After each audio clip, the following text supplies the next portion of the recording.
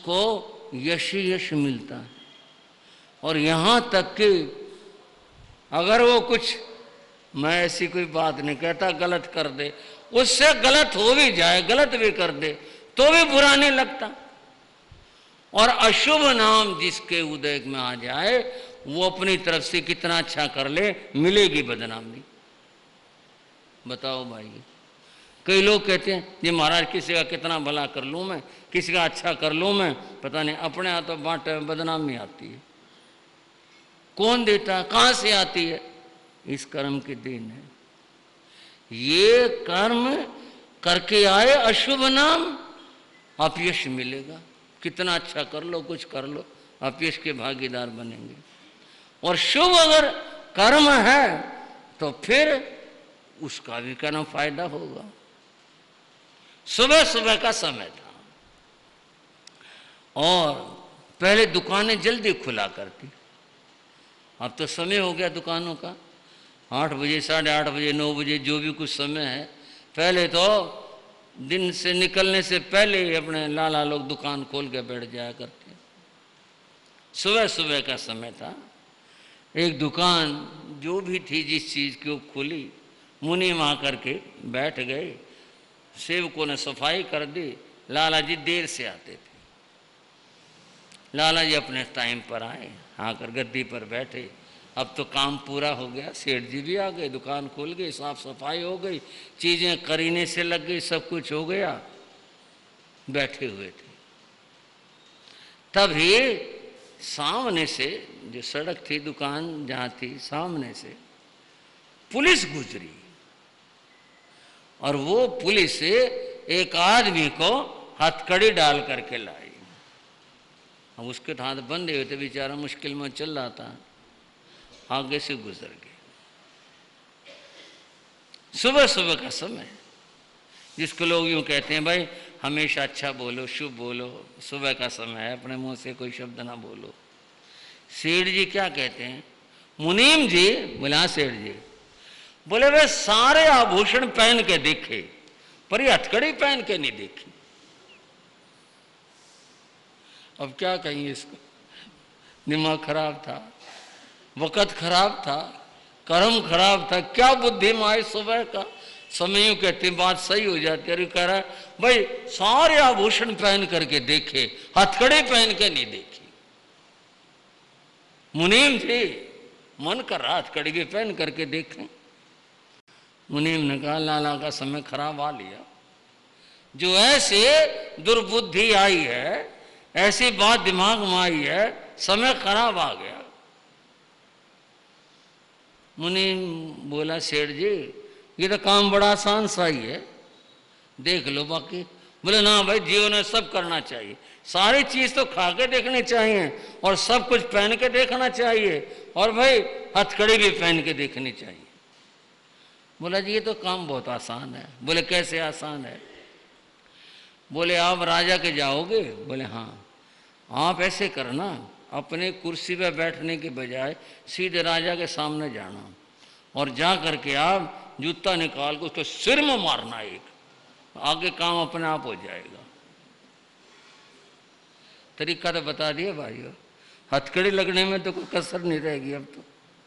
बोला चल भाई, मुनीम तो कह रहा ना, ये भी करके देखेंगे, हथकड़ी का भी आनंद लेंगे। बोले ठीक है जी। संयोग से उसी दिन जाना था राजसभा में। सेठ जिस समय हुआ गए, बैठ के तांगा होता था उस जमाने के अंदर, हमने बैठ के गए, हमने उतरे गए, राजसभा में पहुंचे। वो अपनी कुर्सी पे जाने के बजाय हाथ तो राजा को जोड़े होंगे, वो सीधे राजा के सामने गए और जूता उतार करके और राजा के सिर में और मारा। तो ये मुकुट कहीं और पगड़ी कहीं, और अरे क्या कर दिया, क्या कर दिया। पुलिस भी भागी, अंगरक्षक भागी उसको पकड़ने के लिए। और ये क्या, ये क्या? देखा क्या, वो पगड़ी में बिच्छू बैठा था, कहीं रात को रखी रहेगी, उसमें बिच्छू आके बैठ गया। और वो बिच्छू पगड़ी जैसे गिरे वो दौड़ा, और बिच्छू आगा, बिच्छू आगा। जो कुछ उन लोगों ने करा उसका। राजा बोला सेठ जी यूं तो बताओ, आपको ब्रह्म ज्ञान कब से हुआ? हम पगड़ी पहन रहे, मैं पगड़ी घर से पहन कर के आया महल में से, मेरे को नहीं पता चला बिच्छू कहाँ से आके बैठ गया, और आपको कैसे पता चल गया कि मेरी पगड़ी में बिच्छू है? और लाला जी आज मान गए आपकी बुद्धि को भी। कहीं अगर तुम मेरे को कह देते ना कि बिच्छू, मैं तो डर जाता, हाथ मार लेता, हाथ को काट लेता, और कोई कोशिश करता उसको कुछ हो जाता। आपने अकल का काम किया, पगड़ी को वो मारा फेंक करके, बिच्छू भी निकल गया और हमारी रक्षा हो गई। भाई लाला को सम्मान दो। आज राजा कहता है लाला का सम्मान करो। करो जी। और जो सम्मान को जमाने में तरीके थे वो सम्मान करा गया। उसका सम्मान करने के बाद में राजा ने तारीफ करी, भाई लाला बहुत बुद्धिमान है। हम तो भाई इसके ब्रह्म ज्ञान के कायल हो गए, इसको इतना ज्ञान है, पकड़े में बिच्छू बैठा है, बता इसको दिखाई देगा, हमारे को नहीं पता चला। और फिर सम्मान के साथ विदा करा। लाला तांग में बैठ के आया। मुनीम को तो इंतजार थे कि लाला के जी में है, हथकड़ी पहनने का आज काम हो गया होगा। और जब तांगे से उतरी नीचे और बहुत सारा सम्मान, जो भी कुछ सम्मान, बोले सेठ जी क्या हुआ? बोले क्या हुआ? कुछ नहीं हुआ, ये सम्मान मिला। बोले वो काम जो मैंने, बोले वही करा। राजा कहे मारा जूता सिर में। राजा ने कहा जी, मुनीम ने कहा जिसका कर्म सीधा होता ना उसके उल्टे काम भी सीधे होते। जिसका कर्म सीधा हो उसके उल्टे काम भी सीधे होते, और जिसका कर्म ठीक ना होना उसके सीधे काम भी क्या पड़ते हैं? उल्टे। सती सुभद्रा ने कौन बुरा काम किया था? साधु आया था घर के ऊपर, और साधु जो थे वो जिनकल्पी थे। जिनकल्पी साधु चौथे आरे में होते हैं। पांव में कांटा लग जाए तो कांटा नहीं निकालते, लग गया तो लग गया। शरीर की वो देखभाल नहीं करते। कोई और जानवर शरीर पर चढ़ गया काट रहा है तो उसे हटाते भी नहीं। जिनकल्पी साधु की ये चर्या है। उस साधु के कहीं से आंख में अच्छा बड़ा तिनका घुस गया यहाँ, और उससे निरंतर पानी गिर रहा था, आंख लाल हो रही थी। साधु गोचरी के लिए भिक्षा के लिए आए थे, करपात्री होते हैं, हाथ में लेते हैं। सुभद्रा जैन धर्म को मानने वाली थी। उसने देखा, उसने आहार दे दिया और फिर बोली महाराज रुक जाओ। साधु रुक गए और उसने अपना हाथ लंबा करके उस तिनके को बारी, आंख में पड़ा हुआ तिनका निकालना कितना मुश्किल होगा। उसने पल्लू लिया, कपड़ा लिया, रुमाल लिया, क्या लिया, कुछ भी, उसने वो तिनका निकाल ली थी और सांस आ गई। कौन आ गई? सांस की बहू की। तो फिर वहां उस घर में ऐसी थी, देख लिया। अब तो उसने जो गालियां दी हैं सुभद्रा सती को भी, साधु को भी, जो कुछ बुरे से बुरे शब्द कहे जा सकते हैं वो उसने कही। साधु तो चला गया और उसने तो गली में आवाज दे दी, हमारी बहू ऐसी है, ऐसी है, ऐसी है। साधु के साथ इस प्रकार का व्यवहार, वो आंख में तिनका था, वो की कोई बात नहीं, ये यूं कर रही थी। बात इतनी बड़ी, इसको घर से निकालो, निकालना था उसको घर से।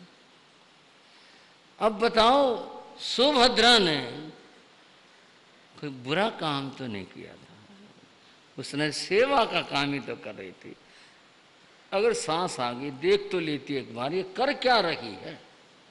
शायद अगर रुक कर वो देख लेती, वो तिनका निकाल लेती उसके सामने, तो शायद ये नौबत ना आती। पर वहां तो इतना भयंकर गंदा आरोप लगा, दुराचारणी है ये तो।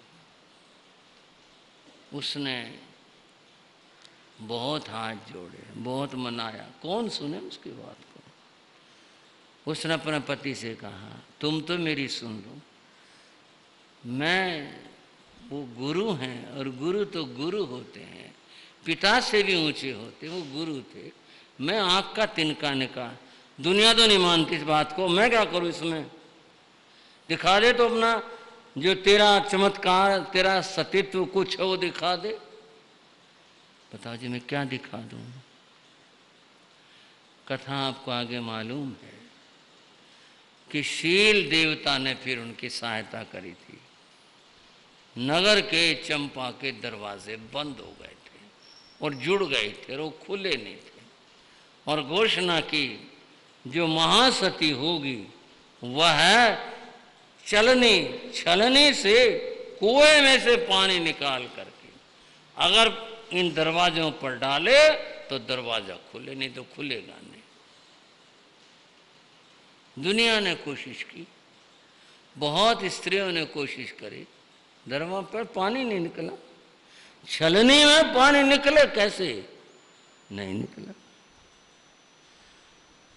तब सुभद्रा सती ने अपने सास से कहा, माँ जी मैं भी कोशिश करके देख लूं। और पीट ले, घर की मिट्टी कस रह रही हो तेरी, ये तो जो कुछ हो लिया सो हो लिया, अब और दिखाया अपने चमत्कार। तू ये निकालेगी छलने में से पानी, काम तो ऐसे ऐसे कराइए, ये सती बनेगी। बोले जी पता चल जाएगा मैं जैसी हूँ, अच्छी हूँ बुरी हूँ, इसमें क्या बात है, मुझे कर लेने दो। और भी दुनिया जा रही है, कितनी स्त्रियां जा रही हैं। हाँ हाँ तेरे तो जरूर काम होगा, तू तो जरूर निकालेगी, जा चली जा। शर्त थी कच्चे सूत से चलनी बांधी जाए छलनी, और पानी निकाला जाए और फिर वो दरवाजों पर डाला जाए, ये थी शर्त। उसने नमोकार मंत्र पढ़ा कुएं पर जाकर और प्रार्थना की, जिनेंद्र प्रभु अगर मैं सच्ची हूं, मेरे मन में कोई किसी प्रकार का विकार नहीं आया है, अगर मैं सती हूं तो ये मेरा कलंक उतरना चाहिए। ये कहकर उसने धागा बांधा, कच्चा सूत कहां वजन ले सकता है, पर वजन लिया। उसने कच्चा सूत बांधा, चलने को नीचे छोड़ा, लोग देखते रहे सूत, ये सूत है और कोई धागा कि रेशम का और का कोई और तो नहीं लाई, नहीं कच्चा सूत ही था। और चलनी कुएं में गई, पानी की भरी, ऊपर खींचे पानी नहीं गिरा और ऊपर आ गए। दुनिया देखती रह गई, इसने कोई लगा तो नहीं रखा था छलनी में, नहीं भाई छलनी तो ठीक थी। उसने जाकर दरवाजे पर पानी छिड़का, दरवाजा खुल गया। 3 दरवाजे उसने खोले और चौथे दरवाजे के लिए कहा, कोई और सती अपना धर्म अगर दिखाना चाहे उसके लिए दरवाजा बंद है, वो खोल कर दिखाए। अगर मैंने इसे खोल दिया तो यूँ कहेंगे बाद की स्त्रियां, हमें नहीं मौका मिला, हम भी खोल देते, क्या बड़ी बात थी, कौन सी बात थी। ये बंद है और वो बंद ही रहा। बंद हो इतनी बड़ी महासती के ऊपर एक बार तो कलंक लग गया ना, एक बार तो पूरे शहर में पूरी बदनामी होगी ना। और क्या कि भाई वो फलाने के उनके पुत्र वधू और साधु आया था, इस प्रकार उसकी सास ने देखा, ऐसे देखा। एक बार तो सब लोगों ने थू थू किया ना। ये उसके अपने धर्म का प्रभाव था कि वो काली माँ धुल गई। भाइयों, ये काली माँ लगाने वाला ये ना अशुभ नाम कर्म है। अच्छा काम करो, अशुभ कर्म का उदय है, बुरा हो जाए, और शुभ कर्म का उदय है, गलत काम कर दिया, फिर भी लोगों ने ताली पीट दी। कमाल है भाई, कमाल कर दिया भाई।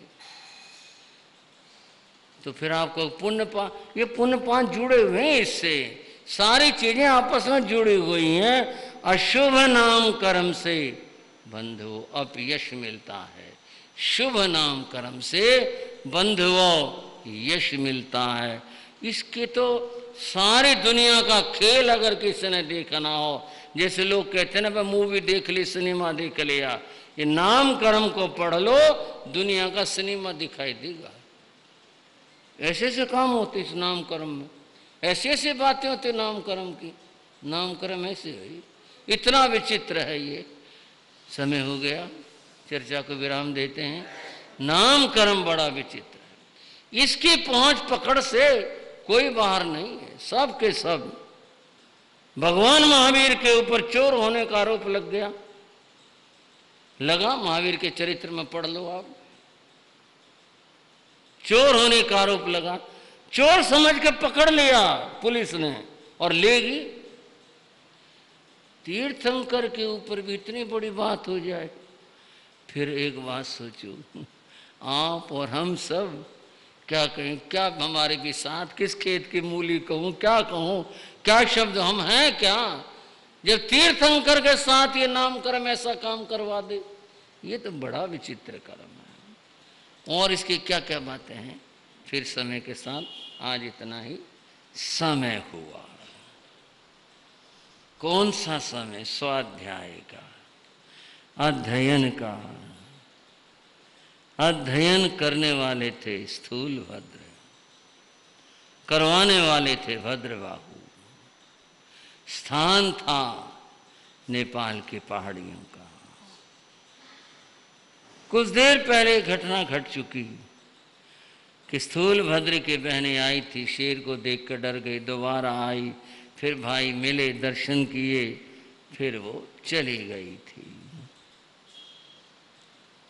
दोपहर बाद का समय हुआ। जो भी जैसा रहा होगा क्या कहें।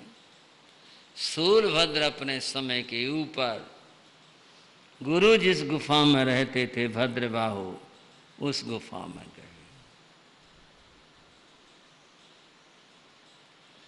आज गुरु ने आंखें नहीं जोड़ी, और दिन तो आता था शिष्य आशीर्वाद होता।